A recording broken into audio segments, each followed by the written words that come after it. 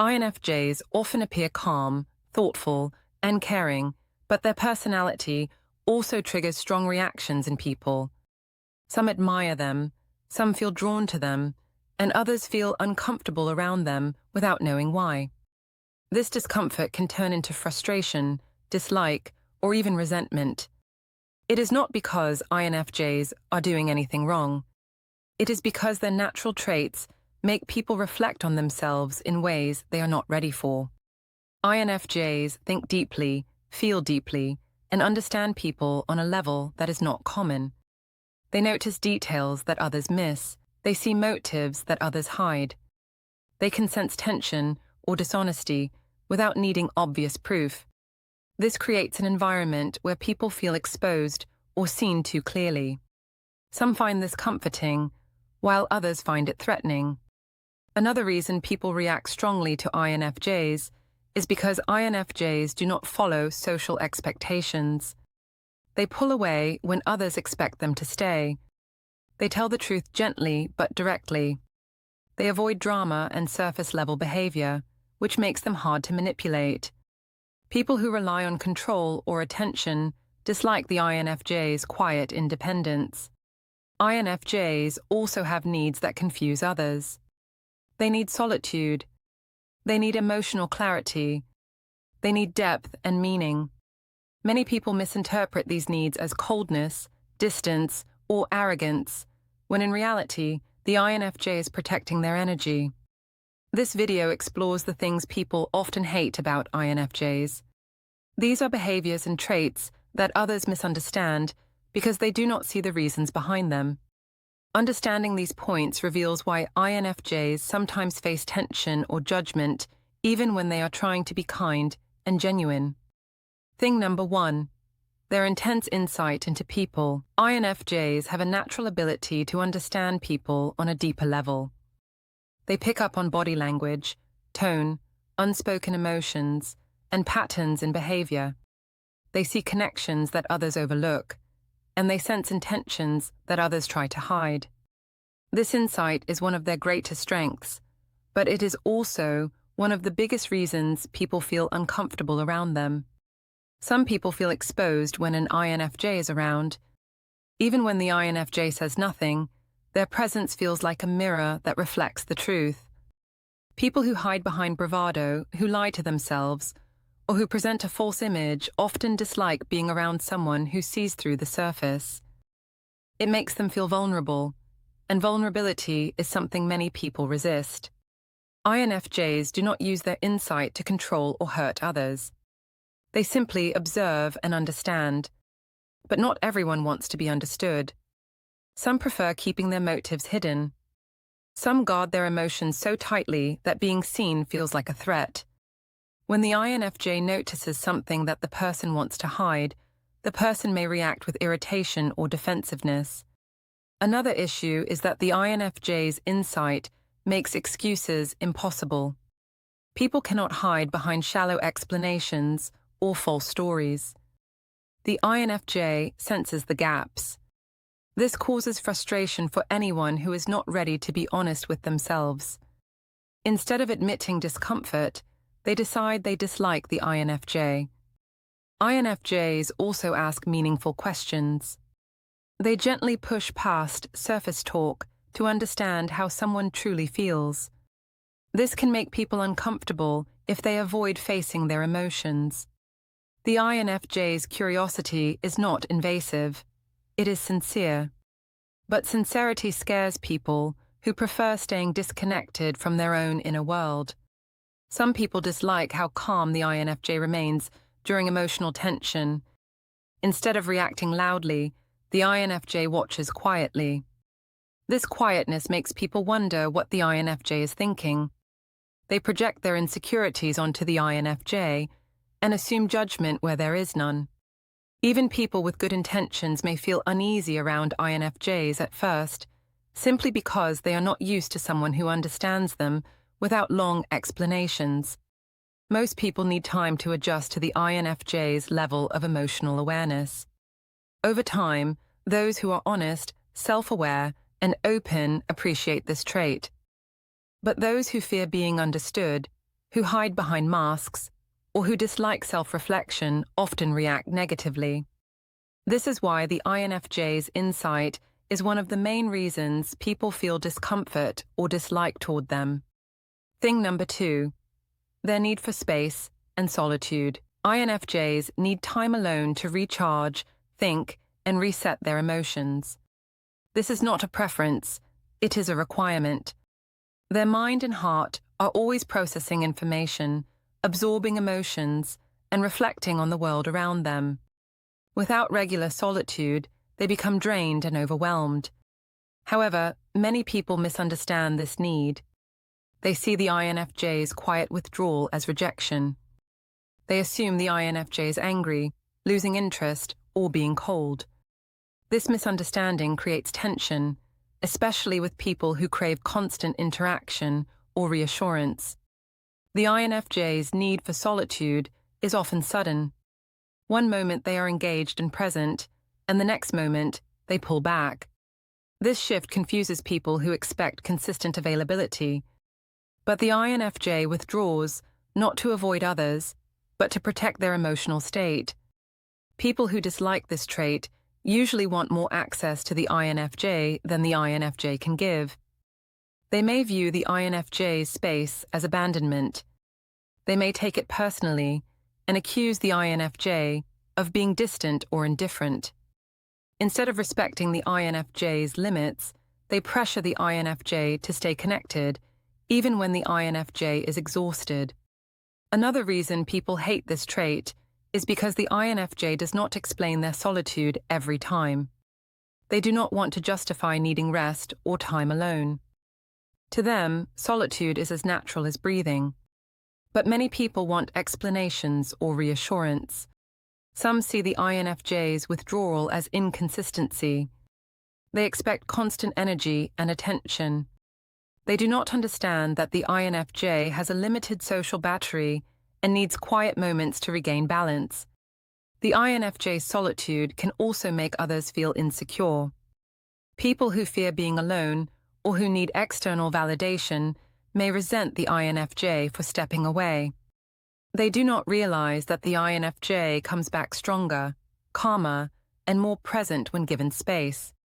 Another source of frustration is that INFJs do not respond well to pressure.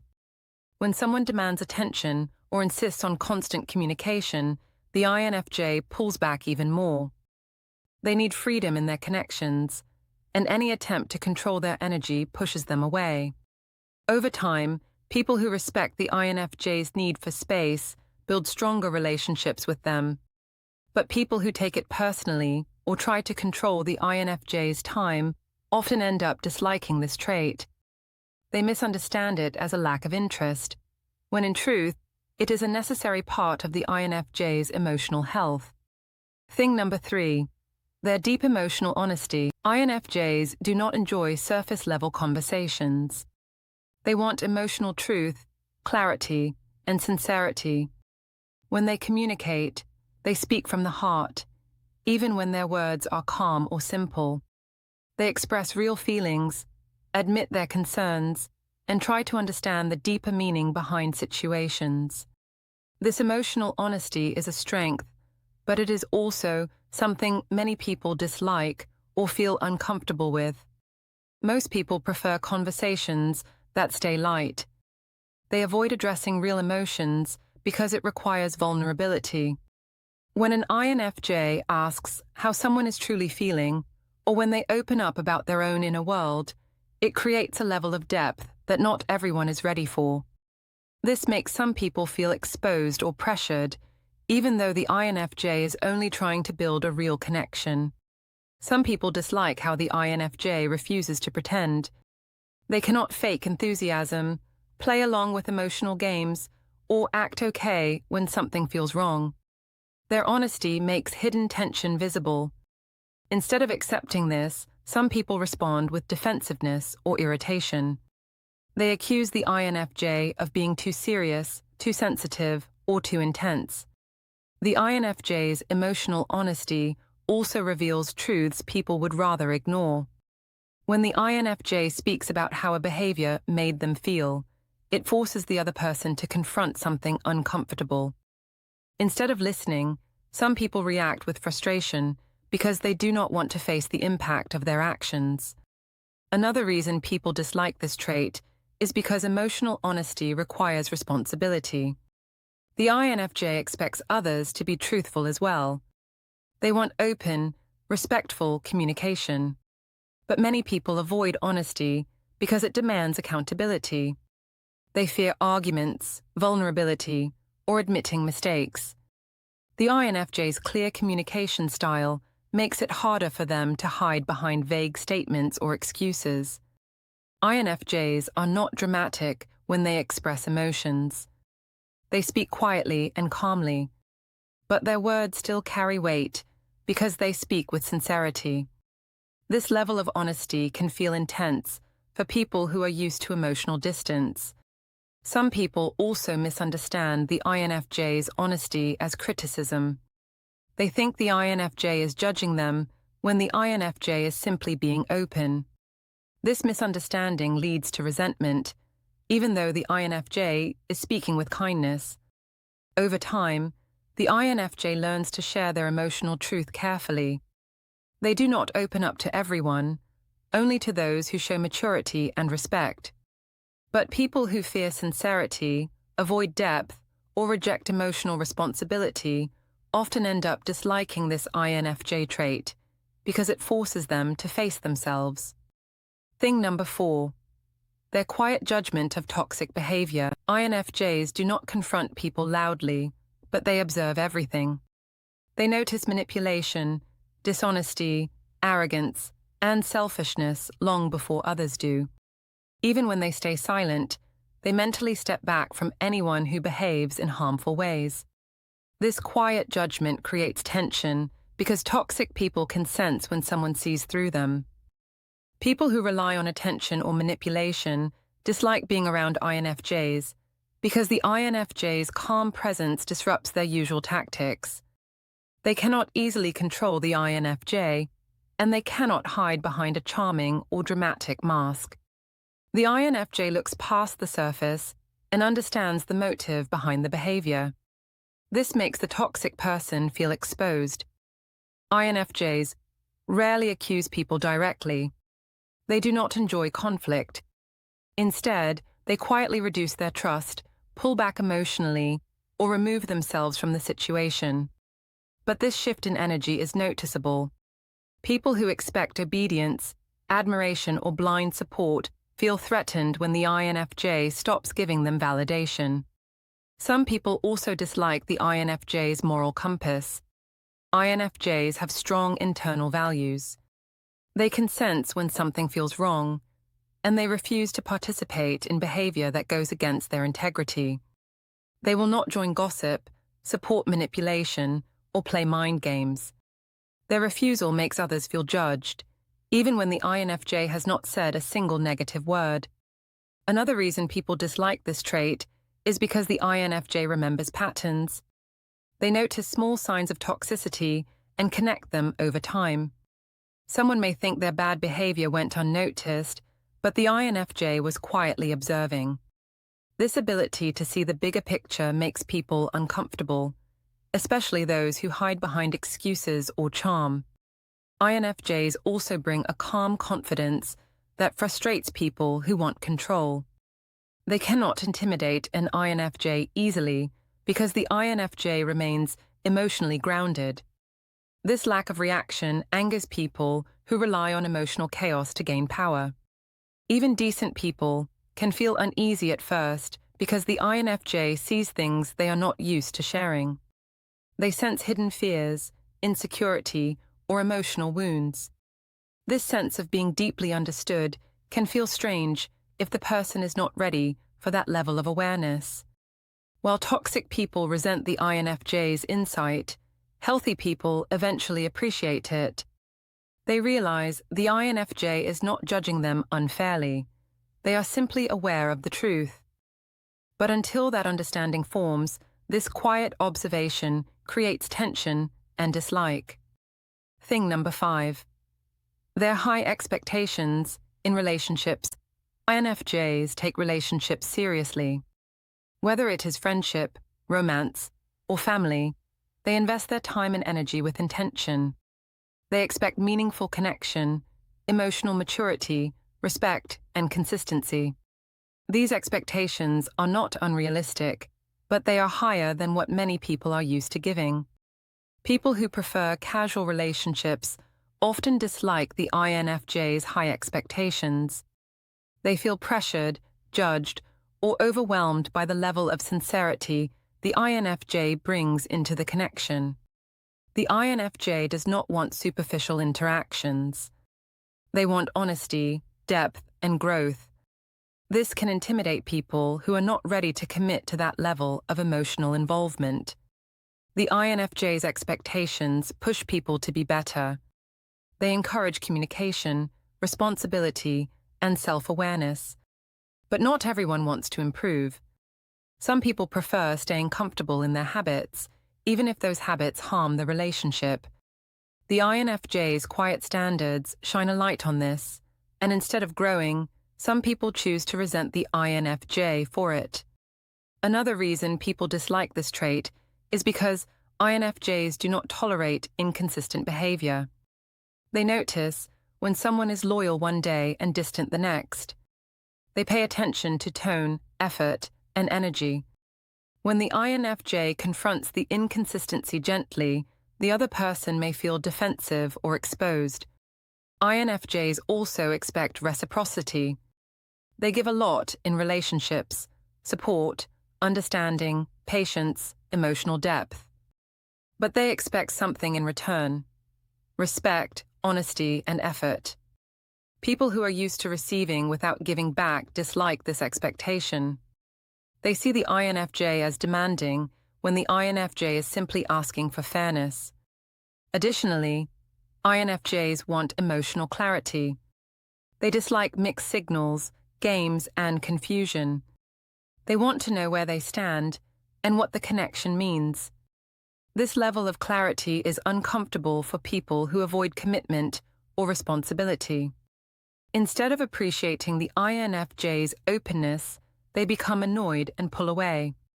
Over time, INFJs learn to protect their high expectations. They do not lower their standards, but they share them only with people who deserve their energy. Those who misunderstand their expectations often dislike the INFJ, not because the INFJ expects too much, but because the INFJ expects more than they are willing to give. Thing number 6, their sudden disappearance. When hurt, INFJs do not leave relationships slowly or loudly. They disappear quietly when they reach their emotional limit. This sudden exit is one of the main things people hate about them, because it feels shocking, confusing, and final. But for the INFJ, this disappearance is not sudden at all. It is the result of months or years of feeling ignored, misunderstood, or mistreated. When an INFJ is hurt, they rarely confront the issue aggressively. They try to understand the situation, analyze what went wrong, and give the other person multiple chances to fix the behavior. They communicate gently, adjust their expectations, and try to repair the connection. But if the pattern continues, the INFJ begins to detach quietly. This emotional detachment happens long before the physical disappearance. The INFJ stops sharing personal thoughts. They stop initiating conversation. They stop opening up.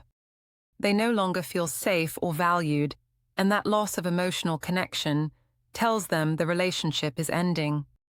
To the other person, this withdrawal feels sudden because they never noticed how deeply their behavior affected the INFJ. They judged the INFJ's calmness as acceptance, and they assumed everything was fine. But the INFJ was slowly closing the door inside themselves. Once the INFJ decides to leave, they do not return. They have already processed the loss internally. They have accepted the relationship is unhealthy. They have realized that staying will only drain them further. Their disappearance is an act of protection, not revenge. People hate this because it removes their sense of control. They cannot argue, explain, or convince the INFJ to stay. The INFJ's silence ends the connection without giving the other person a chance to negotiate. For people who depend on access or attention, this silence feels like a personal attack. But the truth is simple. The INFJ disappears because they gave too much for too long. They stayed through discomfort, confusion, and emotional pain until they had nothing left to offer. Walking away becomes their only way to regain peace. People who care about the INFJ and respect their boundaries rarely experience this disappearance. It happens only when the relationship has become too harmful, too draining, or too unbalanced to save. People often misunderstand the INFJ because they see only the surface of the personality. They see the calmness, the kindness, and the patience, but they do not see the depth behind those traits. They do not see the insight, the emotional honesty, the need for solitude, the sensitivity to toxic behavior, the high expectations, or the finality of their silence. The things people hate about INFJs are often the same traits that make them strong, wise, and deeply caring. Their insight exposes dishonesty. Their solitude protects their emotional health. Their honesty creates real connection. Their standards build meaningful relationships. Their quiet judgment prevents manipulation. And their sudden disappearance is a boundary formed through pain. INFJs do not seek conflict. They do not try to upset people. They simply protect themselves when the world becomes too loud, too dishonest, or too draining.